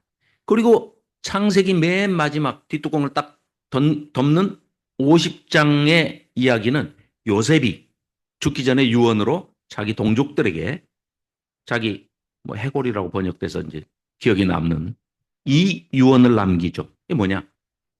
나는 여기서 이제 이 애굽 땅에서 이 이방 땅에서 죽을 텐데 하나님께서 약속하신 그 땅 있지 않니? 가나안 땅으로 너희들이 들어갈 거야. 내다보고 있는 거죠. 하나님은 약속을 지키시기 때문에 그 하나님이 당신들을 돌보시고 당신들을 이 땅에서 인도하여 내사 애굽 땅에서 인도하여 내사 아브라함과 이삭과 야곱에게 맹세하신 가나안 땅에 약속의 땅에 이르게 하실 거야. 그때 반드시 하나님이 반드시 당신들을 돌보시리니 그때 당신들은 여기서 내 뼈, 내 해골을 메고 올라가서 조상들의 묘에다가 같이 안장을 시켜달라라고 하면서 창세기가 끝나거든요. 역대기도 마찬가지입니다. 고레스 칙령의 아까 읽었던 내용을 보면 흡사합니다. 어떤 내용으로 이 포맷이 똑같냐면 고레스 칙령에 보면 예루살렘의 성전을 건축해라. 그리고 너희 하나님 여호와께서 너희와 함께 하시기를 원하노라. 임마누엘. 이 한 문장이 우리가 볼 때는 별거 아닌 문장이지만요. 이렇게 생각을 해볼 수가 있습니다. 쉽게 쉬운 언어로 우리한테 이해하기 쉽게 이렇게 이해를 한번 제가 말씀을 드려볼게요. 너희들 지금 포로 잡혀왔어. 너희들 말 안 들어서 여기 왔지 않니? 이제 때가 됐어. 내가 약속한 정한 때가 끝난 거야. 그러니까 내가 너희들을 데리고 예루살렘으로 다시 돌아갈 거야. 그래서 너희 조상들이 지었던 다윗과 솔로몬이 지었던 그 성전을 너희들이 다시 지어라. 그러면 내가 거기서 너희들과 함께 있을 거야. 만일에 이런 약속을 우리가 직접 들었다면 하나님으로부터 그러면 열일 제껴놓고도 가서 짓지 않겠습니까? 너무 문장이 너무 거룩해서 실감이 안 났을까요? 더더군다나 이방 왕이 페르시아 왕이 와가지고 바벨론을 무찌르면서 너희 하나님 여호와께서 너희와 함께 하시기를 원하노라. 이러니까 뭔 말이요? 이러고 갔을까요? 아직도 이 미스테리 중에 하나입니다. 이런 놀라운 선포를 받고도 이들이 또 이들의 유대인들의 이 당시 예수님 당시에 그때는 신약이 이제 기록되기 전이지 않습니까? 그래서 그 후에 397년에 카르타고 회의에서 신약을 27권을 정경으로 인정을 할 때까지의 그 기록들 중에서 마태복음을 지금 그래서 우리는 이제 기독교지만 개신교지만 마태복음이 맨 먼저 배치가 된 이유가 포맷이 구조가 얼개가 똑같기 때문에 그렇습니다. 아까 말씀드렸죠. 창세기 방금 살펴본 창세기 처음과 1장과 50장의 그 포맷과 역대기의 1장과 역대하 36장의 그 포맷이 고레스 칙령으로 이렇게 똑같듯이 역대기는 그러면은 구약의 마지막 책이니까 신약의 첫 번째 책하고 바톤 타치를 해야 될 거 아닙니까? 그 바톤 타치를 이렇게 시작하고 있습니다. 마태복음이 그래서 족보로 시작을 하는 겁니다. 네. 자, 그러니까 역대기도 이제 족보로 1장부터 9장까지 시작이 돼 있지만 마태복음도 신약의 처음 책으로 바톤을 탁 받아가지고 제일 먼저 정체성을 확립시키고 정통성을 주장을 하기 때문에 족보로 시작을 하고 있는 겁니다. 그리고 놀랍게도 마태복음 28장 맨 마지막에 보면 거의 유사한 포맷으로 작성을 해놨어요. 내용이 거의 똑같죠. 뭐냐? 예수님의 말씀인데 역시 하나님의 말씀이에요. 예수께서 나와 말씀하여 이르시되 하늘과 땅의 모든 권세를 내게 주셨으니 그러므로 너희는 가서 모든 민족을 제자로 삼아 아버지와 아들과 성령의 이름으로 세례를 베풀고 내가 너희에게 분부한 모든 것을 가르쳐 지키게 하라. 볼지어다 내가 세상 끝날까지 너희와 항상 함께 있으리라. 고레스 칙령도 이방 왕의 입에서 선포가 돼 있지만 내용은 임마누엘을 얘기하고 있지 않습니까? 여기서도 마찬가지로 예수님이 친히 오셔서 하나님이 너희들과 임마누엘 하실 것이다. 성령 하나님을 내가 보내드릴 아버지께 부탁해서 보낼게. 어디 가지 말고 여기서 기도하고 있어라. 이런 내용들이 연속성을 가지고 있고 계속성을 가지고 있고 계승되어 오는 이런 포맷까지도 구조, 얼개까지도 이렇게 똑같은 일관성을 가지고 기록이 되어 있다. 이런 네. 이제 역대기는 분열왕국 전체보다 더 많은 분량을 성전 건축과 아까도 말씀드렸던 다윗과 솔로몬 두 왕 집중적으로 배치되어 있죠. 그래서 다윗은 성전 예배와 예배 음악을 구성한 창시자로 또 솔로몬은 하드웨어적으로 아버지 다윗이 전부 준비해놨죠. 모든 물자를 다 준비해놨고, 이 솔로몬은 아버지 다윗이 다 준비해놓은 걸 가지고 블록을 다 만들어놨어요. 블록만 맞추면 되는. 블록이라고 그래서 죄송합니다. 경망스럽게. 성전을 비유하자면 그렇다는 겁니다. 그래서 성전을 그냥 빌더입니다. 실행만 했을 뿐이에요. 그래서 솔로몬은 성전 건축자로 부각이 되고 있죠. 그렇기 때문에 역대기에는 부정적인 이야기, 특히 바세바 사건, 간음 스캔들이나 솔로몬의 그 청계의 산당, 이런 배교, 이런 부정적인 이야기는 아예 삭제를 하는데 그냥 다만 미화시키고 이게 뽀샵하기 위해서 이게 한 게 아니고 성전 예배에 관련된 레위인, 그러니까 성전 예배가 어떻게 해서 시작이 됐느냐 하는 그 기원을 여기서 지금 찾아서 거기서부터 정통성을 이어가자고 하는 저작 의도가 확실하게 드러나 보인다. 그죠? 그래서 레위인, 제사장, 성전 찬양대, 음악가들에게 집중적인 관심을 보이고 있는 것이죠. 다윗 왕조, 성전 예배를 중심에 놓고 자료를 더하거나 빼거나 해서 회복의 관점에서 역사를 재해석하고 있다는 것입니다. 그 외에도 역대기에서 우리가 주목해야 하는 것은 하나님을 찾는 삶의 방식입니다. 그 그제 우리 이제 시작하면서도 그런 내용들을 살펴봤죠. 제사자가 하는 역할과 제사장의 역할을 김영주 목사님 말씀하셨죠. 거의 대부분은 다 제사자가 합니다. 레위기도 면밀하고 꼼꼼하게 이렇게 살펴보면은요, 제사자가 하는 일이 거의 대부분입니다. 그거는 교육 차원에서도 하나님께서 레위기를 통해서 동물 제사를 드리는 것도 제사자가, 예배자가 구경꾼이 아니라 참여자고 주체라는 것을 확인을 시켜주는데, 특히 역대기에서는 이제 포로 귀한 자들한테는 너희들의 삶의 방식, 우선순위가 어디 있느냐, 하나님과 동행을 하기 위한, 하나님과 함께 살기 위해서는 어떤 삶을 살아내야 하느냐 하고 하나님을 찾는 방식을 굉장히 강조를 합니다. 그래서 이 역대기의 황금 본문이라고 불리는 이제 7장, 역대하 7장 14절 말씀을 황금 본문이라고 그러잖아요. 이 내용을 같이 한번 살펴보겠습니다. 자, 한번 같이 읽어볼까요? 시작. 내 이름으로 일컫는 내 백성이 그들의 악한 길에서 떠나 스스로 낮추고 기도하여 내 얼굴을 찾으면 내가 하늘에서 듣고 그들의 죄를 사하고 그들의 땅을 고칠지라. 자, 어제도 그제도 얘기가 나왔었죠. 이 대목을 말씀을 하셨죠. 제사를, 가인과 아벨의 제사를 받으시다, 받지 않으시다를 그들의 언어식 표현으로는 어떻게 합니까?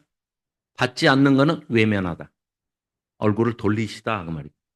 얼굴을 바라보다만 제사를 받으셨다는 얘기예요. 그러니까 여기서도 똑같은 얘기입니다. 하나님의 얼굴을 찾는 그 예배자, 그 제사자를 원하시는 것이지, 형식적으로, 제의적으로, 뭐 퍼포먼스적으로 그냥 내가 뭐 주일날 어디 놀러 안 가고 도망 안 가고 10시에 11시에 와가지고 예배 드렸으면 됐지, 뭐 이따위 이런 그 못된 생각을 여기는 안 계시지만 그런 생각을 하는 사람들이 가끔 있어요. 골프 약속을 해놨는데 포기하고 교회에 온 사람은 얼굴만 봐도 그냥 알아요. 그분 표정은 기쁨이 거의 없습니다. 그런데 그런 예배자를 원하시는 게 아니고,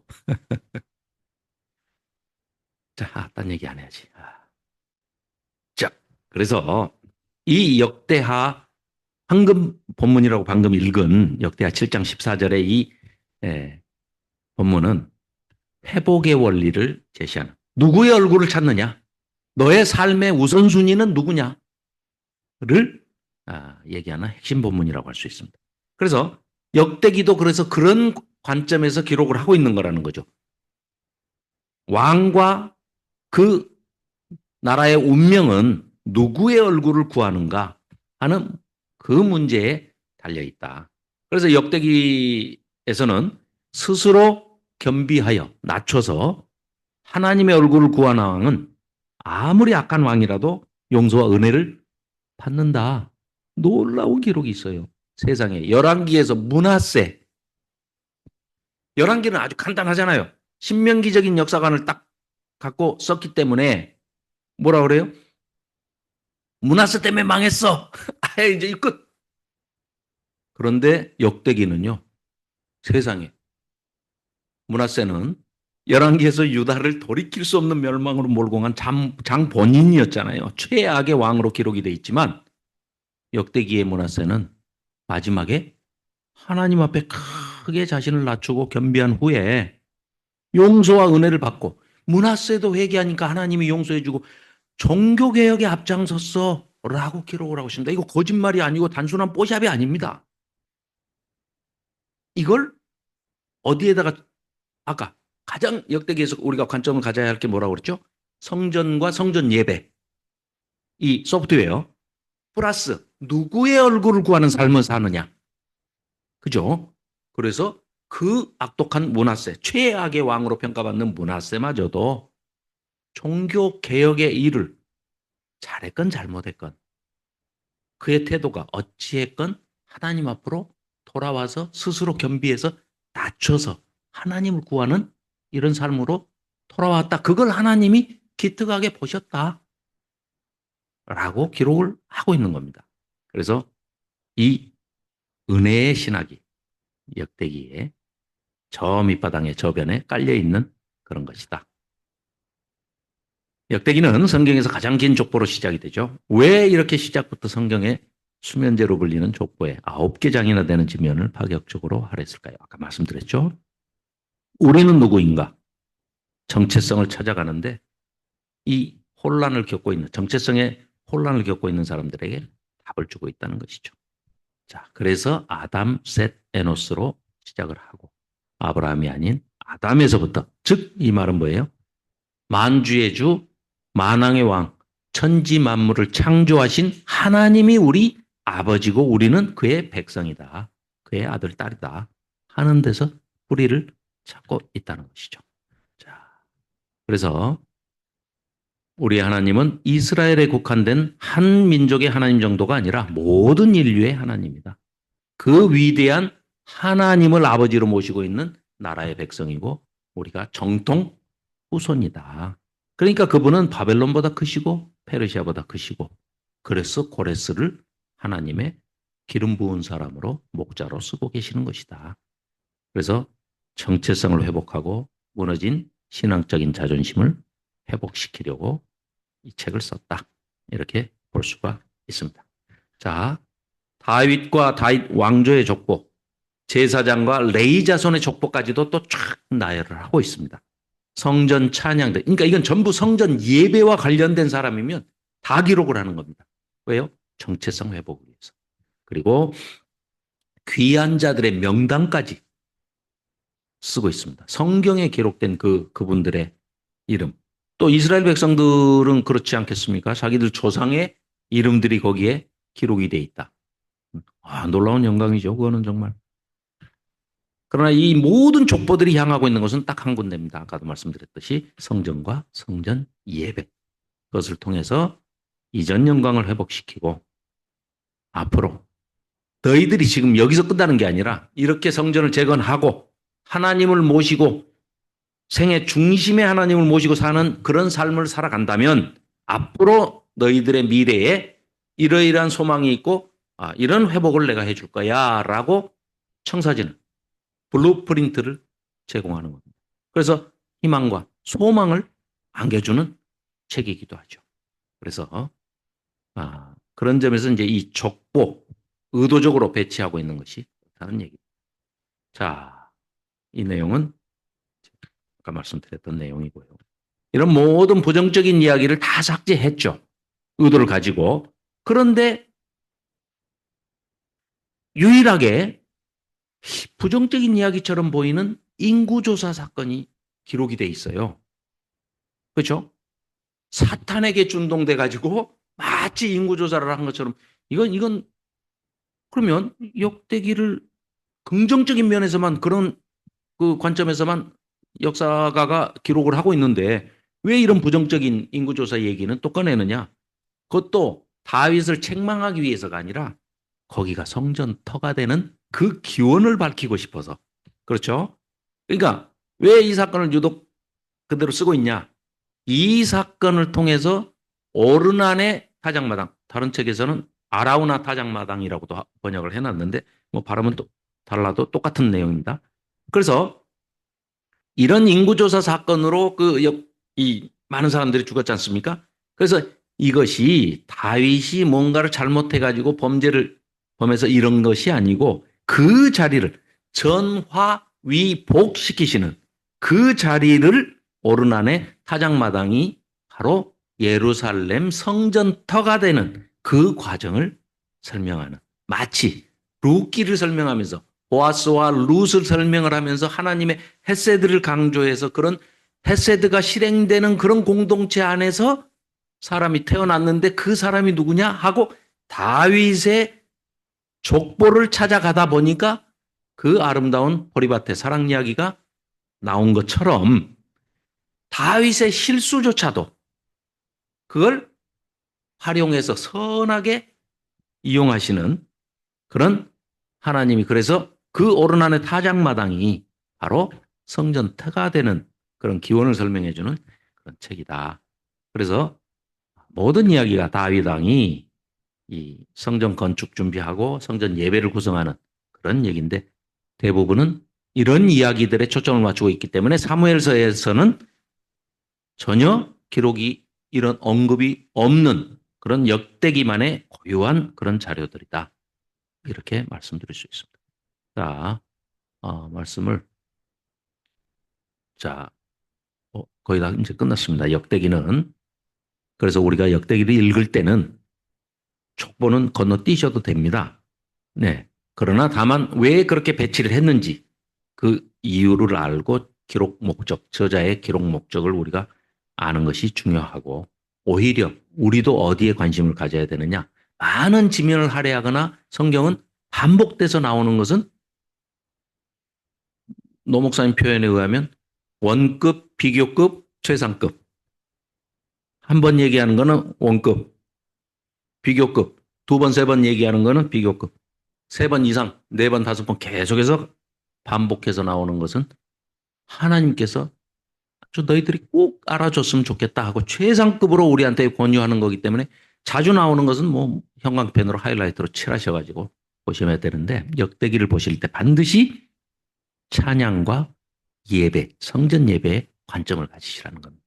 그래서 아, 다윗은 음악가로도 소개가 됩니다. 심지어는요, 다윗의 악기, 어마어마한 대명사가 된 거죠.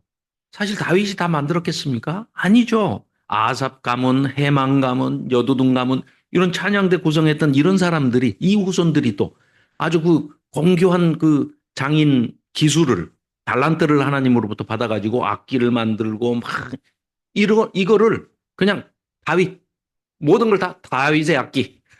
이럴 정도로 대명사로 쓸 정도로 이렇게 불릴 정도로 그 소프트웨어적 찬양 예배 쪽에 이렇게 초점을 맞추고 있다. 그래서 다윗의 성전 헌물 봉헌 기도가 역대상 29장에 나오죠. 그런데 자신의 전 인생을 하나님의 절대 주권 속에서 해석할 수 있는 사람만이 드릴 수 있는 역대기에서 가장 아름답고 감동적인 기도가 바로 이 다윗의 봉헌 기도입니다. 읽어보시면 위대하심과 권능과 영광과 승리와 위엄이 다 주께 속하였사오니 라는 다윗의 고백이 나오죠. 그런데 이게 훗날 지금 우리가 주의 나라와 권세와 영광이 아버지께 영원히 있사옵나이다 라는 주기도문에서 맨 마지막에 그 송영이 되죠. 예. 그러니까 한글로 이렇게 번역을 해놓으니까 뭐 영어 저도 굉장히 싫어합니다. 그 캐나다에서 살면서도 굉장히 그 영어 때문에 불편했는데 영어로 이 주기도문을 읽어보면 굉장히 와닿아요. 힘이 있어요. 그런데 김현숙 권사님이 그거 하지 말아라. 영어는 너 혼자 해라. 해가지고. 아, 제가 유일하게 할 수 있는 게 이건데. 그래서, 네. For yours is the kingdom. 맨 마지막에 그렇습니다. And the power and the glory forever. Amen. 하고 끝나는, 이게 다윗의 이 하나님 사랑하는 마음이 그대로 수천 년의 시간을 거슬러서 또 이어서 우리의 마음에까지 하나님 사랑하는 마음에 그대로 반영이 돼서 우리가 지금도 주일마다 주기도문을 외울 때 이 다윗의 기도를 인용해서 쓰고 있는 것이죠. 자, 모든 것이 주께로부터 왔사오니라는 그 신앙 고백은 우리의 봉헌기도 중에 하나가 된 것입니다. 자, 역대하 역시 솔로몬의 이야기입니다. 그러니까 다윗과 솔로몬 이야기에 아주 집중하는 것이죠. 그래서 성전 주제와 관련이 없는 얘기는 일체 없습니다. 아예 그냥 다 언급조차 안 합니다. 그래서 성전 건축 이야기가 전부입니다. 그래서 건물로서의 성전이 아니라 예배 중심의 성전으로 패러다임이 완전히 이제는 바뀌는 겁니다. 포로지에 잡혀갔던 이들이 어제 살펴봤듯이 그발 강가에서 성전이 없습니다. 그러면 이들한테는 성전이 없다. 이거는 우리도 마찬가지죠. 인간은 이기적인 동물이라 우선 나부터 생각을 합니다. 나. 뭐 너나 할 것 없이 뭐 아주 특히 저는 그게 심합니다. 나밖에 생각을 안 해요. 그래서 이들이 생각할 때 포로 잡혀갔어. 신세가 처량하기보다도 그럼 우리 구원은 성전이 없잖아. 그 하나님 사랑해서가 아니라 성전에 동물을 잡아서 각을 뜨고 내가 바쳐야만 1년짜리 구원을 내가 받는데 그 구원을 받을 수가 없게 된 거예요. 그런 그들에게 하나님이 친히 성전을 버리실 만도 하죠. 사실 어제 에스겔에서 살펴봤지 않습니까? 성전 안에서 그 짓들을 하고 있는데 하나님이 어떻게 거기 하나님은 악과 공존하실 수가 없는 분이시잖아요. 그러기 때문에 성전을 버리실 수밖에 없습니다. 제발 버려달라고 막 비는 거죠. 이 사람들이 우상에 비는 거는 제발 하나님 떠나가세요를 비는 것이죠. 그러니까 하나님이 성전을 버리시고 그발강가로 포로지로 찾아오시는데 거기에서 벌써 예배 자체가 패러다임이 바뀌는 예행 연습을 한 거죠. 동물 제사를 떠나서 말씀으로 찬양으로 기도로 하나님을 얼마든지 만날 수 있고 너희들과 내가 함께 하겠다는 것을 친히 나타나서 보여주시지 않습니까? 그래서 이거는 성전에서 하는 어떤 퍼포먼스나 행사, 제의적인 거, 리추얼한 게 중요한 게 아니고 예배가 중요하다. 너희 마음이 중요하고 너의 예배자로서의 삶이 중요하다. 이걸 얘기를 하는 것이죠. 성전 건축을 마치고 이제 언약궤를 성전으로 옮겨오죠. 그때 음악 예배 이야기를 시작하죠. 그래서 다윗 왕조의 성전 예배 확립이 필요한 모든 조건들을 성취했다. 특히 역대하로 가면 이제 성전 봉헌식, 낙성식 여기서 이렇게 찬양 예배 드리는 장면들이 나오죠. 그리고 이제 아까 살펴봤던 역대하 7장 14절 황금 본문 주시는 이야기 이런 것들이죠. 그래서 역대기는 전반적으로 남유다에 이제 초점을 맞춥니다. 그래서 북이 이스라엘은 전혀 언급하지 않습니다. 그래서 뭐 잠깐 언급이 되더라도 어떤 불법적인 예배나 제사장직을 고발하거나 뭐 남유다에 위협이 되는 그런 것 잠깐 언급하는 것 제외하고는 아예 북왕국에 대해서 언급하지 않습니다. 역대기만의 고유한 자료를 통해서 열왕기에서는 볼 수 없었던 유다 왕들의 다른 모습을 보여주고 있습니다. 특히 아비야 왕이 여로보암의 배교를 혹독하게 꾸짖으면서 남유다의 정통성을 주장하는 이야기는 우리가 눈여겨볼 필요가 있습니다. 그리고 또 여호사밧 왕이 아람과의 전쟁에서 그 놀라운 이 유명한 이야기는 뭐 다 아시잖아요. 아니 상식을 깨는 얘기 아닙니까? 전쟁이 일어났는데 깃발만 들고 찬양을 하면서 가는 거예요. 또 실제로 우리 인류 역사에서도 이 이스라엘의 여호사밧 전쟁 때 이런 일이 있었지만 실제 역사에서도 근대사에서도 이런 비슷한 일이 있었던 기록이 있습니다. 그런데 그 얘기는 그냥 생략하죠. 자, 이 모든 것들이 역대기만의 고유한 자료입니다. 열왕기도 사무엘서에도 없는 기록들입니다. 네. 그래서 역대기에서 종교개혁을 시행한 네 왕을 소개하고 있는데요. 아사, 여호사밧, 히스기야, 요시야 이 네 사람을 소개를 하는데 우리 어제 이제 잠깐 살펴봤잖아요. 열왕기 하면서 아사와 여호사밧은 종교 개혁을 했어요. 그래서 처음은 좋았습니다. 그런데 이들은 누구의 얼굴을 구하느냐라는 시험대에서 탈락한 사람들.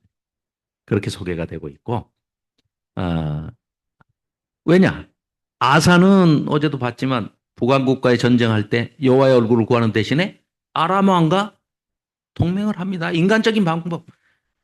하나님, 하나님 하다가 정말 위기다. 그러면은 가만히 있자. 어떻게 할까? 하고, 네. 보험회사 전화번호를 찾든지 이런 겁니다. 아니면 사람한테 의지하는 거죠. 동맹국에 의지하고. 여호사밧도 마찬가지죠. 자기 아버지 아사가 한 걸 보고 뭐 봤으니 뭐 똑같이 하는 거죠. 여호와의 얼굴을 구하는 대신에 아합 가문의 결혼 동맹. 야, 그 어제 그 남왕조에서 아 달라 이름이 완전히 다른 사람 한 여자 있었죠. 아달랴. 아달랴는요 자기 어머니 이세벨, 자기 아버지 아합 그 사이에서 태어났는데 뭐 천하의 악녀 정도가 아니라 나르는 불뱀. 이 천하의 악녀 아달랴 이런 비극을 초래한 게 다 이 사람들 한때 개혁하고 다 좋았다 이거예요. 그러나 누구를 찾느냐, 누구 얼굴을 구하느냐 해서 실패한 거죠.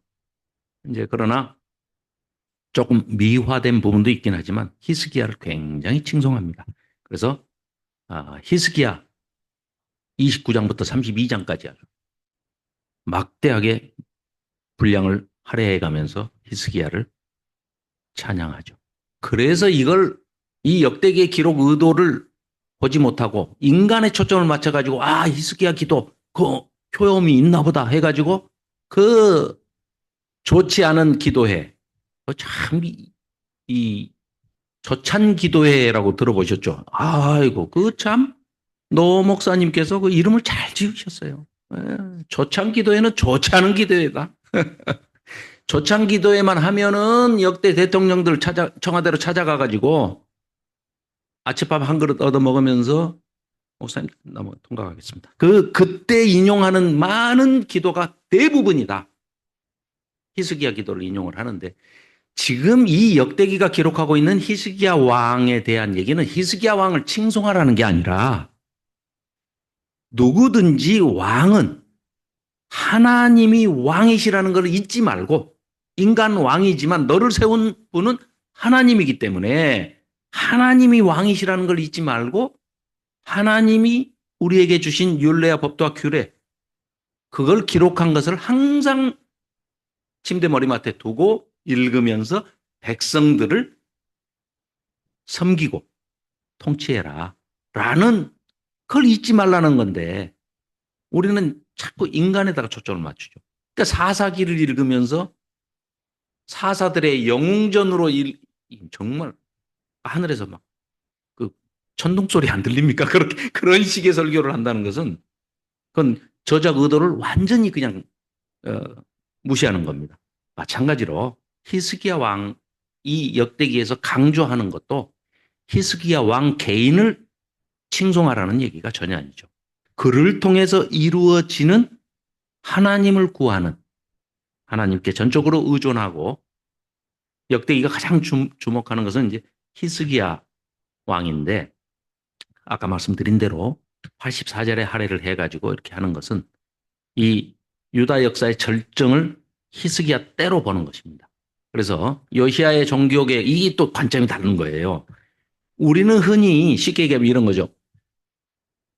요시야가 사람들을 시켜서 성전 수리를 하다 보니까 율법책이 발견됐네. 그래서 그걸 서기관 사반이 읽어주니까 감동을 하고 옷을 찢고 뭐 이래가지고 백성들을 앉혀놓고 막 해서 종교 개혁이 시작됐다. 이게 열왕기의 사관이에요. 역대기에서는 정반대입니다. 무슨 얘기냐? 요시야가 성경책을 율법책을 성전 수리하다가 발견하기 이전부터 하나님을 사랑하는 마음이 넘쳐 흘러나는 사람이기 때문에 그에게 선물로 율법책을 선물로 준 거다. 그러니까 성전 수리를 막 할 마음을 먹고 막 이렇게 하는 그 마음이 너무너무 기특해서 요시야에게 율법 준 것이다. 율법책을 발견하게 해주신 것이다. 그러니까 종교 개혁을 한 것은 그 동력이 율법책을 발견해서가 아니라 그런 마음을 가지고 하나님을 사랑하는 그 신실한 마음에 대해서 요시야를 기특하게 보시는 하나님이 보상으로 그 율법책을 주신 것이다. 이런 관점에서 또 기록을 하고 있습니다. 그러니까 그런 미묘한 차이들도 우리가 살펴보면서 역대기를 읽었으면 좋겠습니다. 역대기가 너무 시간이 지금 오래 가는데 또 역시 마찬가지로 멸망과 포로기를 바라보는 방식도 열왕기와 다릅니다. 역대기는 유다 멸망의 원인을 쉽게 얘기해서 열왕기는 하나님 말씀을 다 어기고 안 들었기 때문에 포로 잡혀간 거잖아요. 근데 여기서는 예레미야가 전한 여호와의 말씀 앞에서 자기 자신을 겸비하고 낮추고 하나님 앞에 회개하고 돌아오지 않았기 때문에 이런 것이다. 라고 멸망의 원인을 달리 얘기를 하고 있습니다. 마찬가지로 회복의 소망도 열왕기서 맨 끝을 보면은요. 포로 잡혀갔던 여호야긴 왕이 사면 복권되는 이상한 이야기가 뜬금없는 것처럼 이렇게 기록이 돼 있어요. 그래서 회복의 소망을 아주 희미하게 그렇게 하지만 역대기는 확실하게 고레스 칙령으로 그냥 딱 못을 박아서 너희들 가서 사명까지 거기다가 다 넣어주지 않습니다. 가서 너희 하나님 아버지의 성전을 재건해라. 그의 백성된 자는 다 가라. 이 말을 듣고 안 간 사람은 백성 아니기를 아니라고 자처한 거죠. 그렇지 않을까요? 고레스 칙령이 뭐 한쪽 동네에서만 반포가 됐나? 왜 이게 그 어마어마한 사건을 얘기를 했는데도 불구하고 돌아가지 않은 많은 대다수의 사람들은 돌아가지 않습니다. 페르시아의 바벨론에 그대로 생활의 근거지를 갖고 살죠. 자, 그래서 너희 중에 그의 백성된 자는 다 올라가서 예루살렘의 성전을 건축하라. 라는 이 고레스 칙령은 바사왕 고레스의 마음을 감동시키신 하나님이 적극적으로 회복의 소망을 선포하시는 은혜의 나팔소리와 같은 빵빠레였는데 정치적인 다윗 왕국은 역사 속으로 사라졌지만 하나님의 영원한 소금 언약은 살아있습니다. 그 언약과 함께 다시 성전 예배가 시작이 되고 영원히 끝나지 않은 하나님 백성의 이야기가 다시 시작되는 것입니다. 자, 백성은 아무리 실패해도 하나님은 실패하지 않으시는 분이죠. 그래서 하나님이 자기 방식을 바라보시는 방식은 너희들 말을 듣지 않아서 잠깐 경고하신 대로 징계를 하고 벌을 주실 수는 있으나 그 벌을 주신다는 것은 자기 백성임을 선포하고 계시는 것이죠. 그러니까 우리는 과정에 있는 것이지 결과로서 어떤 멸망을 맞이하거나 죽음을 맞이한 게 아니고 하나님이 말씀하시는 것은 항상 회복의 말씀이다 라는 것을 잊지 말아야 되겠습니다.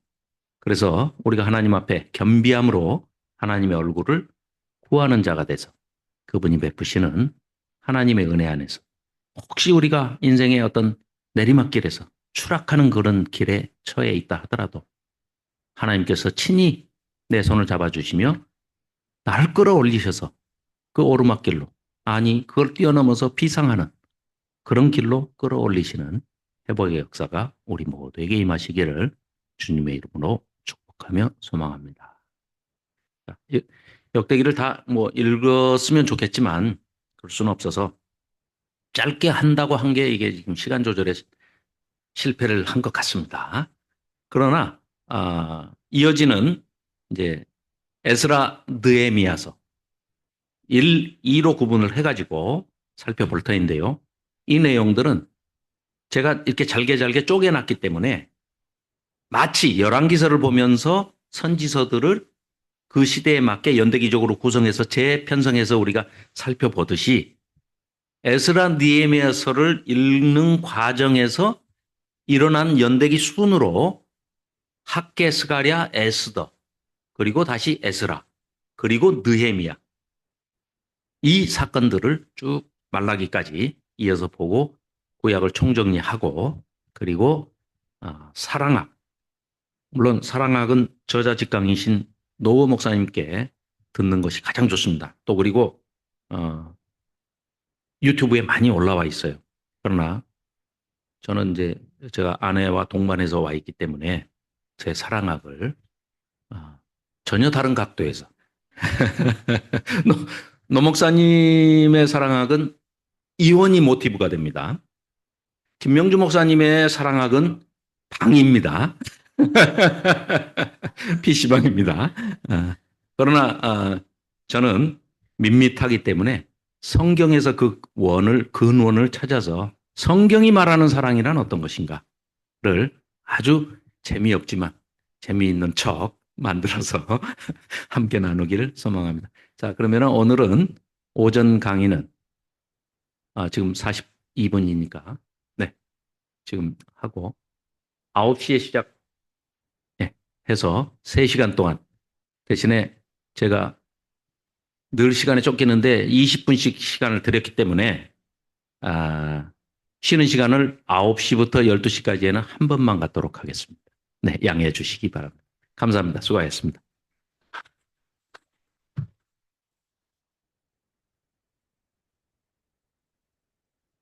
네, 기록은 눌렀습니다. 송철영 집사님, 이민구 목사님, 황신영 목사님 감사합니다.